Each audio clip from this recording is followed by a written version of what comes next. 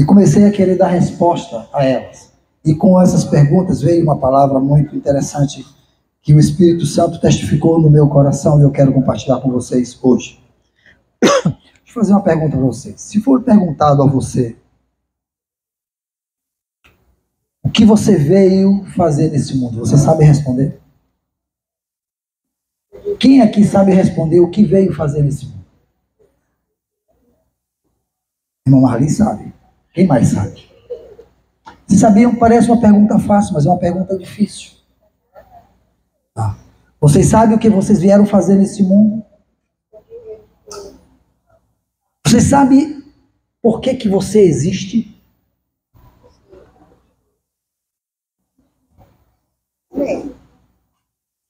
Você sabe qual é a missão da sua existência? Já se fez essa pergunta? Já parou? Eu tive pensando nessas perguntas e eu concluí que existem no mundo 3 tipos de pessoa.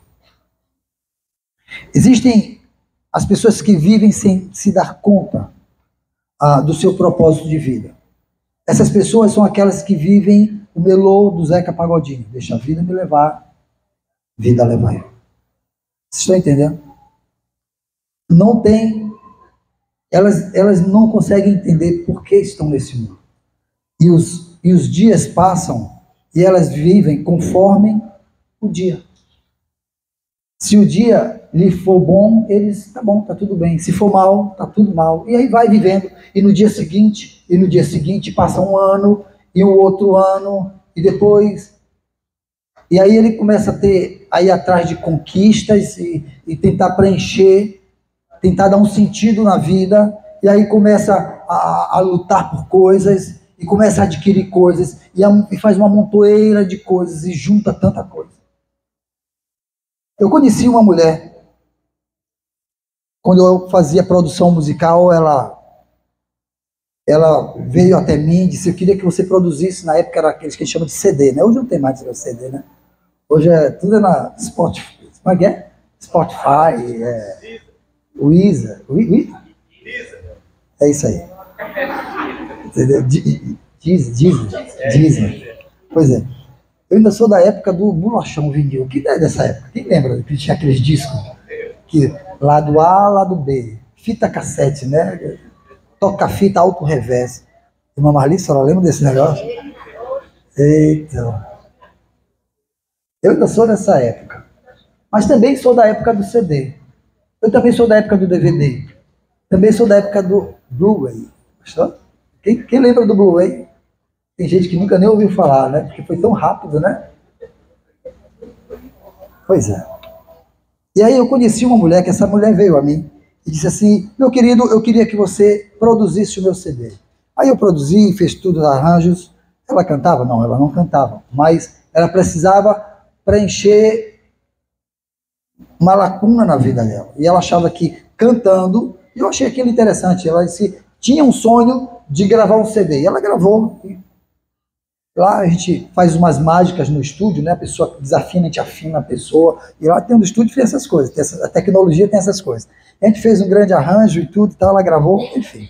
Aí no dia de entregar o material pronto dela, ela disse, eu quero que o senhor leve na minha casa, porque aqui no estúdio eu estou ouvindo tudo bonito, eu quero ver como é que sai no som da minha casa. Eu digo, tá bom. Marcamos lá, fui na casa dela. Quando eu cheguei à casa dela, ela disse, olha, antes do senhor entrar na minha casa, eu quero que o senhor, nós vamos lá para a parte de cima, para o primeiro piso, lá no primeiro andar, e nessa parte de terra aqui, eu queria que se o senhor pudesse passar de olhos fechados, eu lhe agradeceria. Aí eu disse, mas aí vai ser complicado. Eu vou lhe conduzindo, só quero que o senhor não olhe. E eu digo, achei estranho. E eu entrei na casa dela, meio querendo não olhar para nada, mas não tinha como não olhar, porque era uma montoeira de roupa, do chão ao teto. E eu fiquei olhando, ela disse, você já está olhando? Eu disse, e era roupa de pendurado para todo lado, e era um mau cheiro, uma coisa assim. E ela dizia assim, é porque é o seguinte, eu não tenho tempo, nem gosto de lavar roupa, então eu vou usando, vou jogando aí, e eu vou comprando roupa nova. Eu te perguntar uma coisa, você acha que uma pessoa dessa sabe por que veio? Sabe por que existe? sabe o sentido da sua existência? Você acha absurdo um negócio desse? Mas às vezes muitos de nós estamos igual a essa mulher, sabe o quê? Não amontoando roupa, mas amontoando uma série de tranqueira dentro de casa que nunca vai usar, que nunca vai, não é verdade? Não pode passar na porta de um mundo das coisas, né? Sempre tem esse, né? Tem de tudo. Tá? Aí vai lá, acha que esse Tupperware é a minha cara, aí compra Tupperware. Hã? 20, né? 20, tudo 20, né? Aí compra tudo. E eu percebo que as pessoas, na sua grande maioria, eu estou falando disso, mas tem gente que sai comprando carro, tem gente que sai compra o celular tá bonzinho, mas porque saiu uma novidade, ele diz assim, eu não gosto desse celular, já não está me atendendo. Aí já deixa de lado, compra um novo, e sai adquirindo coisas, porque ele acha que ele está nesse mundo só para uma coisa, para adquirir coisas. E Jesus Cristo está dizendo, não junteis para vós tesouros aqui na terra, onde a ferrugem corrói a traça, onde o ladrão rouba, mas juntai para vós tesouro aonde? Nos céus. Mas onde é que a maioria da humanidade está juntando tesouros? Aqui na terra. Tá?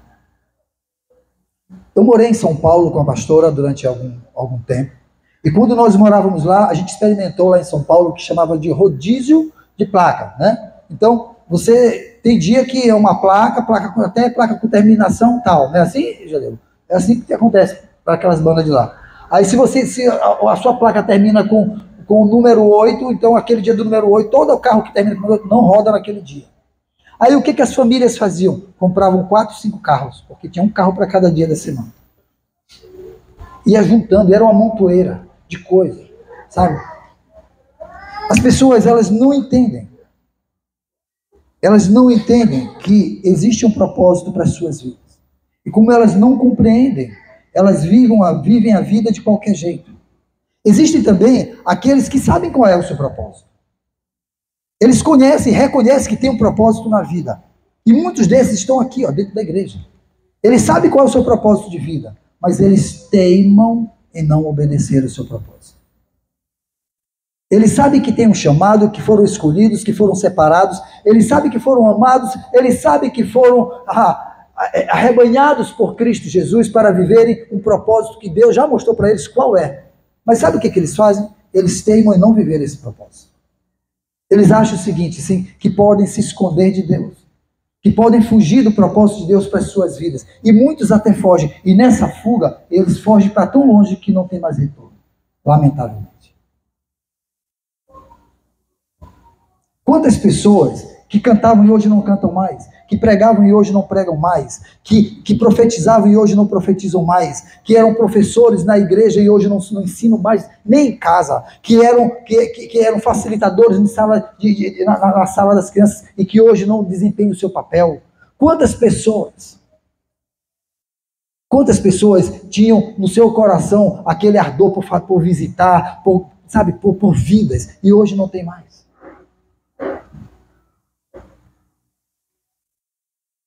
Vocês querem ver uma coisa? Qual é a missão da igreja deixada por Cristo Jesus? Falem algo. Quem já ouviu falar dessa missão aqui, levanta a mão. Jesus Cristo dizendo assim, ide por todo mundo, fazendo o quê? Discípulos de todas as nações. Primeiro em Jerusalém, depois em Samaria, por toda a Judéia e até os confins do mundo. A gente diz que essa é a grande comissão, né? Ou seja, é uma missão dada a mim e a você. A quem é dada essa missão? Ao pastor? Eu pergunto, o ano terminou e o ano começou.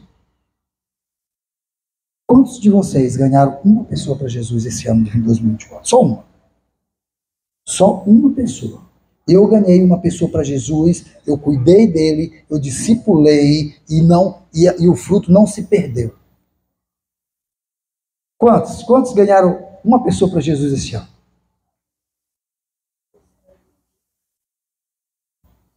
Aí as pessoas dizem, pastor, por que a igreja não cresce? Ora, porque você não está cumprindo a tua missão, a comissão que é sua. Mas, pastor, o senhor é que tem que ganhar pessoas para Cristo. Eu sou quem? Quem sou eu? Quem sou eu, senhor? Pastor. Quem sou eu? O pastor.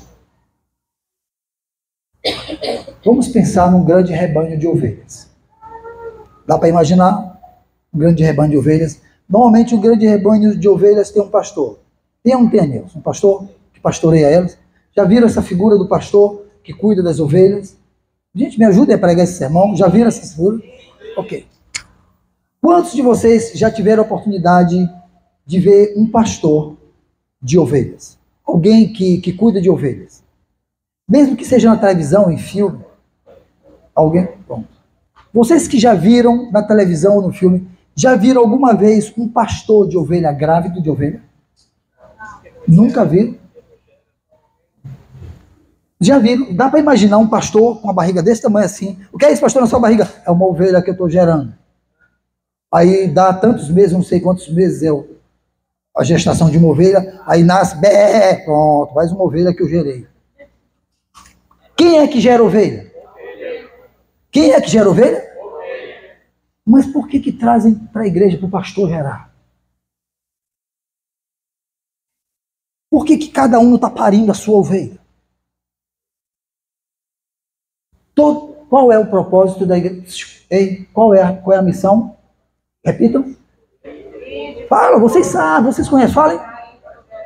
Falem, gente. Vocês sabem, vocês estão com vergonha de falar, porque se eu disser que eu sei, o pastor vai me pegar. Mas vocês sabem. Vocês sabem por que vocês foram chamados, vocês sabem por que vocês foram escolhidos, vocês sabem. Aí quando não cumpre a missão, sabe o que a ovelha faz? Fica no curral berrando. Estou com fome, aquela ali é mais branquinha do que eu, aquela ali é pretinha, fica reclamando. Porque a ovelha que está grávida não tem tempo para reclamar, porque ela está carregando uma barriga, um peso muito grande. Ela tem que cuidar daquilo, logo, logo vai gerar e vai ter que cuidar, vai ter que dar de mamar, vai ter... Você está me entendendo? Mas que a ovelha não tem tempo de ficar reclamando, encontrando defeito, encontrando isso, não tem tempo. Também tem um terceiro tipo, eu disse que são 3 tipos de pessoas que tem no mundo. Existem aqueles que sabem do seu propósito e que vivem para cumprir o seu propósito. E que não importa o preço a ser pago, mas eles vão cumprir o seu propósito. Ok? 3 tipos de pessoas.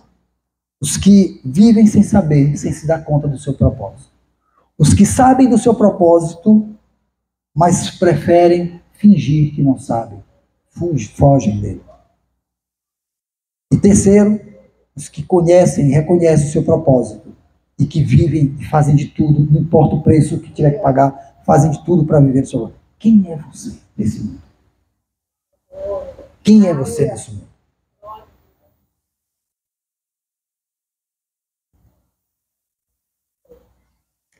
Eu escolhi 3 personagens para vocês entenderem como isso não é de hoje. Eu quero ler com vocês, eu vou ler bastante a Bíblia. A pregação ainda não começou, só estou dando uma introdução. Mas eu quero ler com vocês o livro de Juízes, no capítulo 13.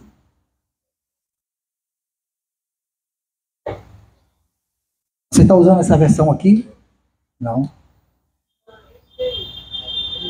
Ok. Eu quero ler para vocês, capítulo 13, a partir do verso 2, conta a história de um homem. E vocês conhecem a história desse homem. Olha só. Certo homem de Zorá, chamado Manoá, do clã da tribo de Dan, não tinha filhos, porque sua mulher era estéril. Certo dia, o anjo do Senhor apareceu a ela e lhe disse: você é estéril, não tem filhos, mas engravidará e dará luz a um filho. Contudo, tenha cuidado, não beba vinho nem outra bebida fermentada, nem coma nada impuro. Você ficará grávida e dará à luz um filho cuja cabeça não passará navalha, porque o menino será nazireu, consagrado a Deus desde o nascimento. Ele iniciará a libertação de Israel das mãos dos filisteus. Então a mulher foi contar tudo ao marido. Um homem de Deus veio falar comigo, disse ela. Era como um anjo de Deus, de aparência impressionante. Não lhe perguntei de onde tinha vindo e ele nem me disse como se chamava. Mas me assegurou: você engravidará e dará à luz a um menino. Contudo, não beba vinho, nem outra bebida fermentada, e não coma nada impuro, porque o menino será nazireu, consagrado a Deus desde o nascimento até o dia da sua morte. Amém. De quem que nós estamos falando? Sansão. Já ouviram falar da história de Sansão, aquele homem forte? Né? Sansão, que matava leões, né? E que aí, qual foi o problema de Sansão? Ele tinha propósito ou não tinha? Desde o ventre da mãe. Deixa eu te falar uma coisa, meu querido. Você, antes de nascer, Deus já tinha um propósito, já tem um propósito para você. Não importa quem seja você, há um propósito. Você não está, ninguém está nesse mundo sem propósito. Ninguém. Sabe, quando você foi gerado no ventre da sua mãe, Deus planejou que ali estava sendo gerado, sabe quem? Um servo dele, obediente a ele, que viveria o seu reino, e que ajudaria na expansão do seu reino, que propagaria as suas verdades, que viveria os seus princípios de vida, e que seria testemunha da salvação do nosso Senhor Jesus Cristo. Foi isso que Deus planejou quando te trouxe a este mundo. Glória a Deus. Esse menino não havia nascido, mas Deus já tinha propósito, já tinha plano na vida dele. Qual foi o problema desse garoto depois que nasceu? Vou dizer para vocês qual foi o problema. Ele ficou mais velho, se enrabixou por uma garota, né, um rabo de saia lá, fora do propósito de Deus. E sabe o que aconteceu? Essa mulher insistentemente tentou roubar dele o seu propósito, a sua bênção e o seu mistério e o seu segredo diante de Deus. Você tem um segredo diante de Deus, que só Deus e você sabem. Isso está dentro do teu propósito diante do Senhor. E sabe de uma coisa? Satanás quer roubar ele o tempo todo de você. Aquela mulher insistiu, o nome dela era Dalila. E ela insistiu uma vez, duas vezes. E eu acho interessante como ela era ardilosa, porque ela dizia para ele assim: ah, você não me ama de verdade, porque se você me amasse, você me diria como eu faria para que você perdesse a sua força. E ele por 3 vezes enganou aquela mulher, mas da última vez, pela insistência dela, ela chorou. Sabe aquele choro, né, de crocodilo? Aquela cara assim de, né? Ficou chorando. E ele disse: tá bom, eu vou te contar a verdade. Olha só, o anjo do Senhor disse àquela mulher: nunca passe uma navalha no cabelo desse menino. Ele vai ter um cabelo comprido. Deixa o cabelo do menino crescer, nunca corte. Ele sabia ou não sabia que não podia? Sabia. Mas diante da insistência da tentação, e como o inimigo usou aquela mulher para roubar dele o seu mistério diante de Deus, ele simplesmente disse: se cortar o meu cabelo, eu perderei a minha força. A força estava onde em Sansão? Não, em Deus. A força estava onde? Em Deus. Em Deus. A força não estava no cabelo.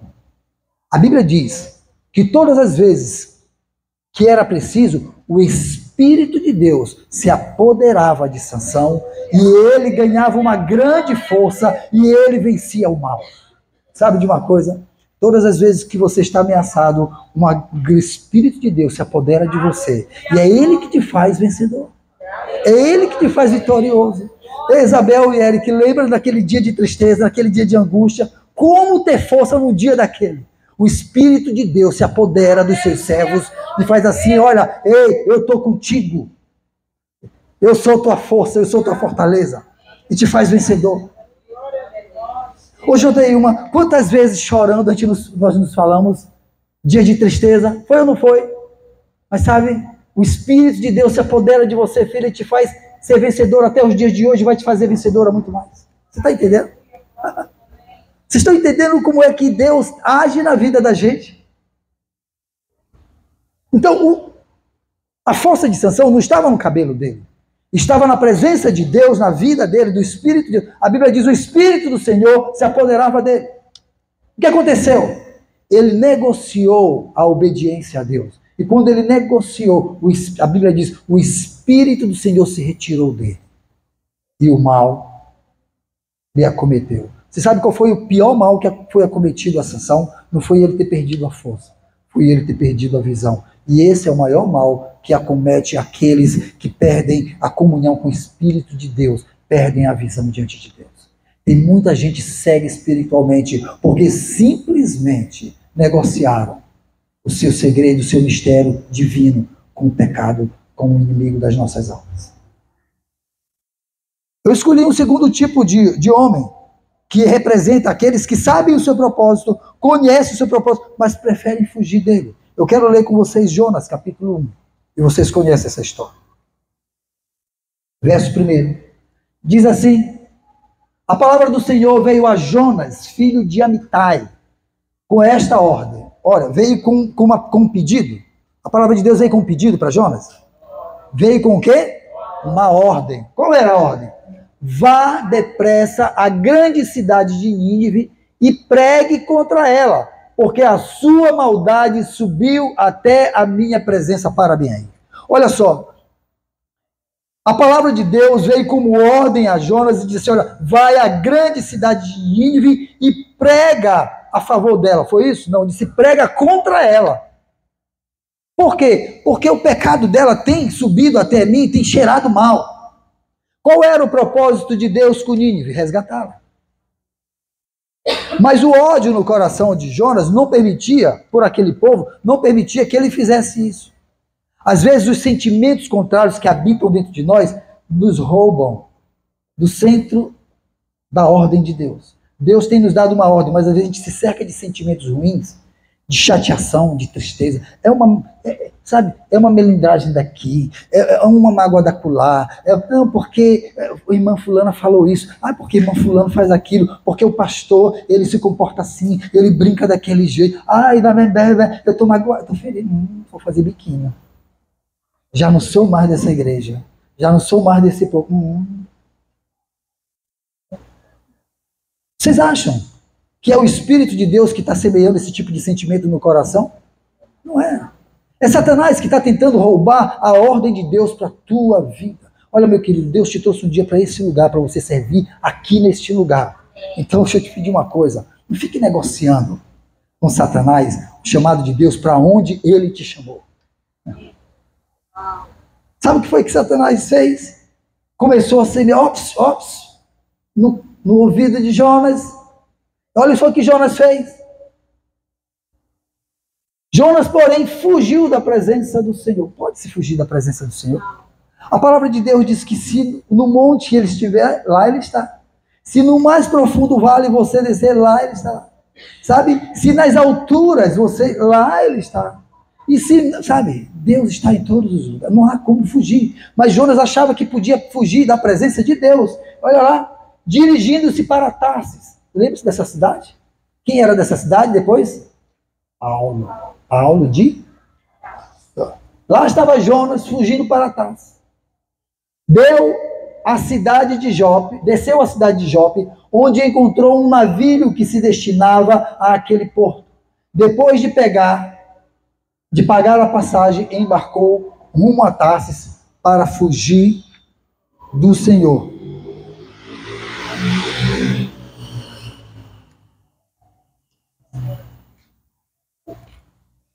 Sabe o que acontece quando a gente foge do propósito de Deus? Algumas coisas acontecem graves nas nossas vidas.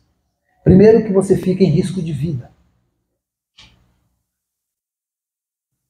Você fora do propósito de Deus, você está vulnerável. Você não precisa que Deus o castigue por causa disso. A mão de Deus, basta que Deus retire a mão dele sobre você. Você vai viver a sua vil sorte. Você pensa que é você que se sustenta todos os dias? Não. Deixa eu te falar, é a mão de Deus que te protege. É a mão de Deus, é Deus que dá ordem aos seus anjos para que eles te cerquem por todos os lados. É Ele quem cuida de você. O guarda de Israel, ele não dorme. O teu Deus não dorme, não dormita. Ele não pestaneja. Sabe, ele está o tempo todo ao teu redor, vigilante, te protegendo de todos os males. Pastor, e como é que, mesmo assim, Deus sendo tudo isso, eu ainda enfrento tantos perrengues na vida, tantas lutas, tantas dificuldades? É porque no curso da vida, Deus, ele te ensina através de alguns momentos difíceis. Ele permite algumas situações você viva, algumas tristezas você passe, algumas decepções você passe, porque ele quer te fortalecer. É só isso. Mas ele nunca larga a tua mão. Deus nunca perde o controle da história. Por mais devastadora que pareça ser a história, a situação, deixa eu te falar uma coisa, Deus não perde o controle da tua história, da tua vida. Ele é teu Deus. Ele te ama. Será se o Deus que deu o seu próprio filho para morrer por ti, ele vai abrir mão de ti? Vai não. Ele te ama. Ele quer o melhor. Ele tem pensamentos de vitória, pensamentos de prosperidade a teu respeito, não pensamentos de morte. Então por que você teima em fugir da presença dele, do propósito dele e pôr a tua própria vida em risco diante do Senhor? A segunda coisa que acontece quando você foge da presença de Deus é que você põe em risco quem está com você. A Bíblia diz que Jonas desceu ao porão do navio e uma grande tempestade tomou de conta daquele navio. E aquele navio ficou a ponto de afundar. O comandante do navio fez o quê? Começou a jogar fora toda a carga preciosa que aquele navio carregava. Sabe de uma coisa? Você, fora do chamado e da vontade de Deus, você causa prejuízo na vida das pessoas. Jonas, porque fugiu do propósito do Senhor, causou prejuízo àquela embarcação, àquele comandante e às pessoas que levavam cargas preciosas naquele navio. Tudo foi jogado no mar.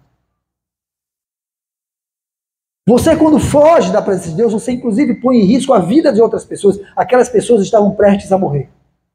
E Jonas estava onde? No porão do navio. Apavorado? Dormindo, nem aí. Que morra. Eu tô...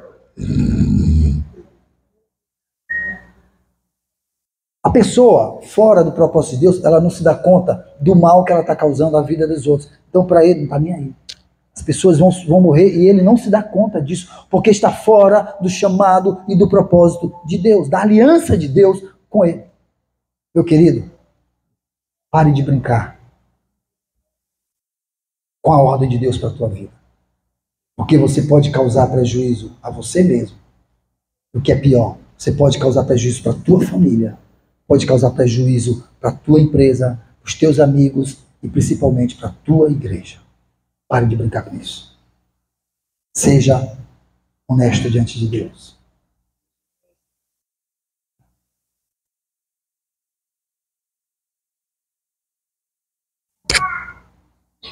Eu escolhi uma terceira pessoa para representar aqueles que sabem o seu propósito e vivem para cumprir, não importa o preço que tenha que ser pago, mas ele sabe do seu propósito. Vamos ler Isaías capítulo 9, verso 6. Até o verso 7, são apenas 2 versos. Porque um menino nos nasceu, um filho nos foi dado, e o governo está sobre os seus ombros. Ele será chamado Maravilhoso, Conselheiro, Deus Poderoso, Pai Eterno, Príncipe da Paz. Ele estenderá o seu governo e haverá paz sem fim sobre o trono de Davi e sobre o seu reino, estabelecido e mantido com justiça e retidão desde agora e para sempre. O zelo do Senhor dos exércitos fará isso. De quem Isaías estava falando? De quem?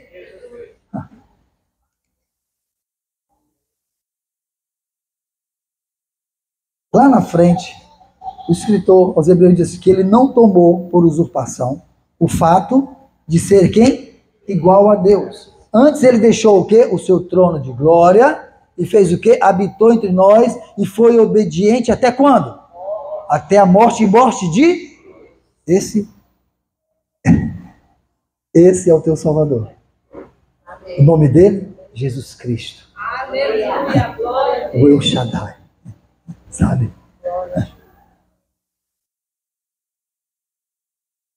Jesus Cristo. Jesus, ele tinha tudo para não cumprir o seu propósito. Lembra-se que quando ele depois que ele foi batizado, o Espírito o levou ao deserto para ele ser tentado. E lá Satanás tentou ele por 3 vezes. Primeiro pediu que ele transformasse pedra em pães. Depois pediu que ele se atirasse do pináculo do templo e se jogasse lá do penhasco da montanha, e que anjos o amparariam. E por fim ele disse, levou ele para o mais alto monte e mostrou tudo, disse assim, está vendo tudo isso? Todos os reinos do mundo eu te dou. Se o quê? Se prostrado e me adorasse. Era tentador ou não era? Deixa eu te falar uma coisa, tem muita gente que por bem menos do que isso está dizendo, tá bom, Satanás, estou contigo. Tem muita gente que por bem menos está dando as costas para Deus, para o seu chamado, para o seu propósito. Está abandonando, mas Cristo não. Cristo sabia por que vinha. Lembra-se de quando, na semana em que ele haveria de ser traído e ser entregue para ser crucificado, ele foi num jardim chamado Getsemane, e ele chamou consigo 3 dos seus discípulos, Pedro, Tiago e João. E ali ele estava orando. E ele disse que quando ele contemplou a dor que ele enfrentaria, e que ele viu que a angústia seria tamanha, ele disse que o seu espírito entrou em profunda agonia, e ele começou a suar, e o seu suor suava gotas de sangue. Era um estresse emocional ao extremo. Por bem menos do que isso, as pessoas estão dizendo, Senhor, tchau para ti. Eu que vou enfrentar isso, não vou. Adeus. Sabe? Quando ele foi interrogado, lá no Sinédrio, por Pilatos, Pilatos disse assim para ele, rapaz, estão dizendo que tu é rei, nega isso e eu te solto e está tudo certo. E ele disse, tu dizes. Ele negou, ele disse, o meu reino não é este mesmo.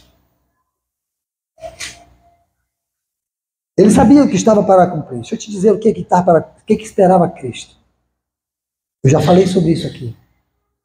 Todo mundo assiste os filmes, lê a Bíblia e acha que o grande martírio de Cristo foi a crucificação. Que doeu? Doeu ou não doeu? Imagine o que é você ter cravos enfincados nas suas mãos.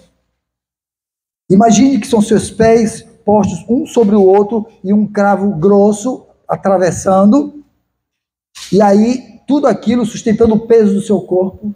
Antes disso, imagine uma coroa com espinhos e cravos de ferro que foram colocadas sobre a cabeça e para que fixasse, foi dado pauladas na cabeça para que fosse entrado no crânio e fosse fixado. Imagine as chibatadas que Cristo levou, aquele chicote romano, na ponta tinha pedaços de ossos e bolinhas de chumbo e de ferro, que quando batiam o osso, tirava pedaços da carne do teu Salvador, do meu Salvador. Vocês acham que esse foi o maior martírio de Jesus? Sabe por que não foi? Porque o ladrão que estava à sua direita e o ladrão que estava à sua esquerda sofreram a mesma coisa. Eles foram também chicoteados. Eles só não receberam uma coroa, porque eles não tinham o pseudonome de reis. Rei. Mas eles foram crucificados, receberam cravos, foram chicoteados, carregaram também. Pastor, se esse não foi o maior dor de Cristo, qual foi a maior dor de Cristo? Você sabe o que trouxe agonia para Jesus lá no jardim? Vou dizer para você. Cristo, quando ele esteve com seus discípulos, ele disse assim, uma vez, João olhando para ele disse assim, Pai, mestre, mostre-nos o Pai. E ele disse, eu estou entre vós há tanto tempo e vocês pedem para eu mostrar o Pai. Quem vê a mim, vê o Pai. Porque eu e o Pai somos um. João capítulo 17, quando ele faz a sua oração sacerdotal, ele diz assim, ele diz, olha, Pai, faça-os um como eu sou um contigo. Ora, ele e o Pai eram o quê? Uma só pessoa. Cristo, em todo momento da presença dele aqui na terra, Deus, o Pai, estava ali com ele. Nunca o abandonou. E sabe o que ele estava angustiado? Porque ele sabia que lá na cruz ele sofreria aquilo que está reservado para todo homem que parte dessa vida sem Cristo Jesus. Sabe o que é? Separação de Deus. Ele sabia que o Pai iria deixá-lo lá na cruz. Você lembra? Isaías diz que como cordeiro mudo que vai para o matadouro, ele não abriu sua boca. Cristo não reclamou. Ele não reclamou das bofetadas na cara, do cuspe na cara, ele não reclamou quando ele foi julgado sozinho, da solidão. Sabe, aqueles que comeram, aqueles que foram alimentados por ele, aqueles que foram curados por ele, aqueles que foram libertos, que os demônios saíram, nenhum deles estava presente no julgamento de Jesus. Era um dia de terror e todos estavam escondidos. Até aquele que era o valentão, que era o Pedro, estava só escondido de longe. E quando foi perguntado, por acaso tu não és um deles? Ele fez o quê? Não, você está enganado, não sou eu. Ele negou a Jesus por 3 vezes. Mas Cristo não reclamou de nada disso. Cristo não reclamou quando os cravos... Você não vê na Bíblia Cristo dizendo, não faz isso, por que estou fazendo isso? Não. Ele sabia do seu propósito. Você sabe do seu propósito? Você sabe qual é o seu chamado? Cristo não reclamou quando aquela coroa cravou o seu crânio, as chicotadas. Ele não reclamou quando uma lança foi colocada do seu lateral, quando lhe deram vinagre. Você sabe a porcaria que deram a Jesus? Naquela época, as pessoas faziam as suas necessidades em banheiros coletivos. E sabe o que acontecia? Não tinha o papel higiênico, nem o sabugo de milho que se usa no interior. Sabe o que tinham? Esponja embebida em vinagre, que as pessoas pegavam num caniço e se limpavam. Era isso, era assim que se limpavam. Era o papel higiênico. E foi aquele caniço, com aquele tipo de vinagre, que deram para Jesus quando ele disse, eu estou com sede. Pegaram para escarnecer dele, deram. O mesmo vinagre, a mesma esponja que se usa para se limpar, deram para ele. Ele reclamou? Não reclamou. Mas teve uma hora na cruz que Jesus reclamou. A Bíblia diz que era meio-dia. O sol deveria estar brilhando sobre Jerusalém.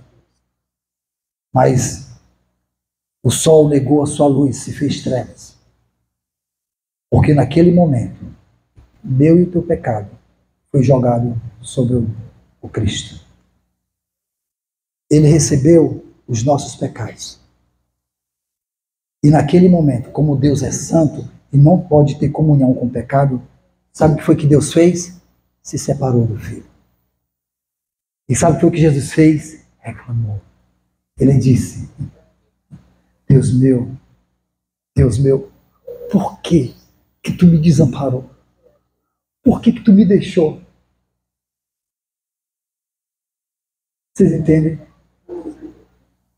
É esse o maior castigo que está reservado para aqueles que partem dessa vida sem Jesus Cristo, sem reconhecer o seu propósito em Cristo, sem saberem por que vieram para este mundo, o que fazer, o que devem fazer como missionários de Cristo, de Deus nesse mundo. É a separação eterna de Deus. O bom é que ele entendeu que esse preço precisava ser pago. Era esse o preço que precisava ser pago. Era esse o preço que Cristo pagou lá na cruz pelos meus pecados. Sabe qual foi o preço que ele pagou? Ele experimentou por alguns momentos a separação do Pai. Porque é esse o preço do pecado. O salário do pecado é a morte. E a morte espiritual significa a separação de Deus. 3 homens foram citados aqui. Todos 3 tinham um propósito diante de Deus. Um resolveu desconhecer, o outro resolveu fugir do propósito e o outro resolveu obedecer. Quem é você? Quem é você? Quem tem sido você? Esse ano está começando. Você pode fazer tudo diferente. Pode ser um ano diferente do que o ano de 2024. Ide por todo mundo. Ide pela Jardim Dourado, pelo Turu, ide pelo Vila Palmeira, ide pela Cidade Operária, pela Raposa, ide pelo São Francisco, pelo Renascença, ide pelo Rio de Janeiro, ide por Belém, ide por todos os cantos.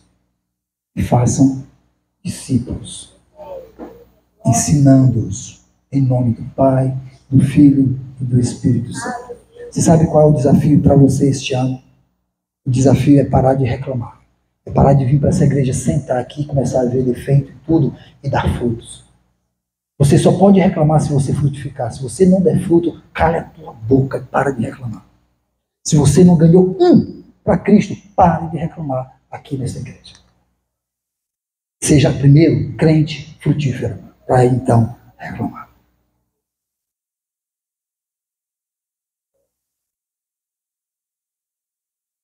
Parece uma palavra dura? Não, mas é uma palavra desafiadora.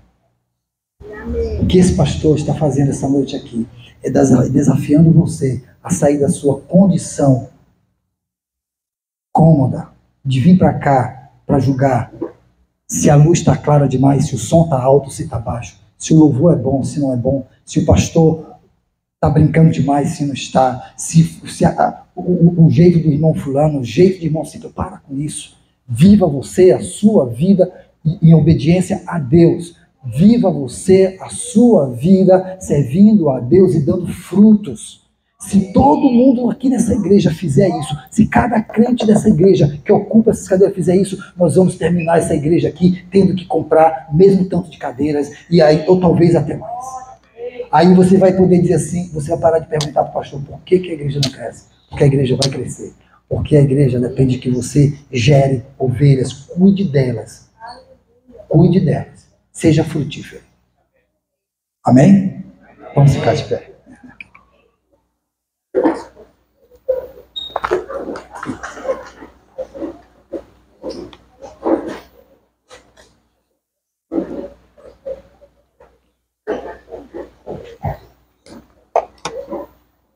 Três perguntas foram feitas. Quem é você nesse mundo em que vivemos?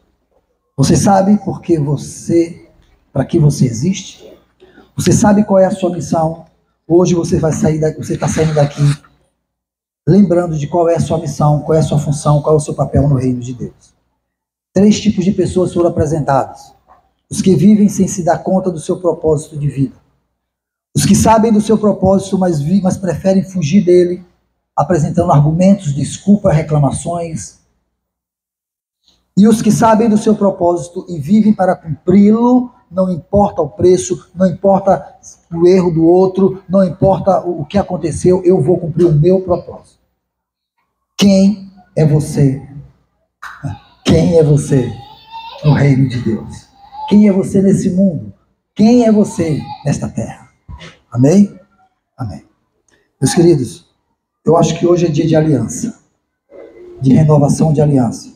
Talvez de arrependimento por alguns pecados, sabe? Alguns pecados. Talvez de arrependimento por pecados de maledicências, desonestidades, deslealdades.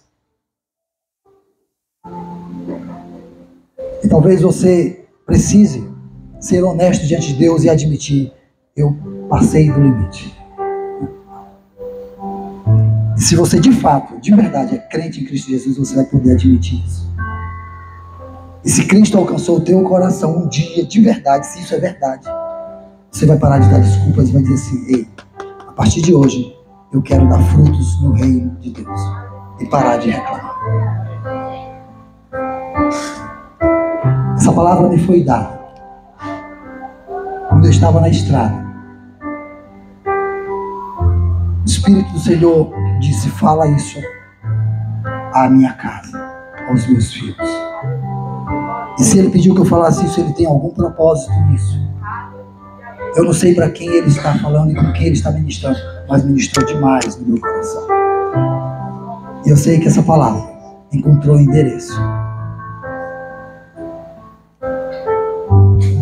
Eu espero que o Espírito Santo que te incomodou, que te fez te retorcer aí na cadeira, te sacuda o suficiente para que você viva esse ano de 2025 um ano diferente, um ano próspero, um ano frutífero, um ano em que você diga assim: eu posso testemunhar de que eu sou obediente à missão que Deus me deu.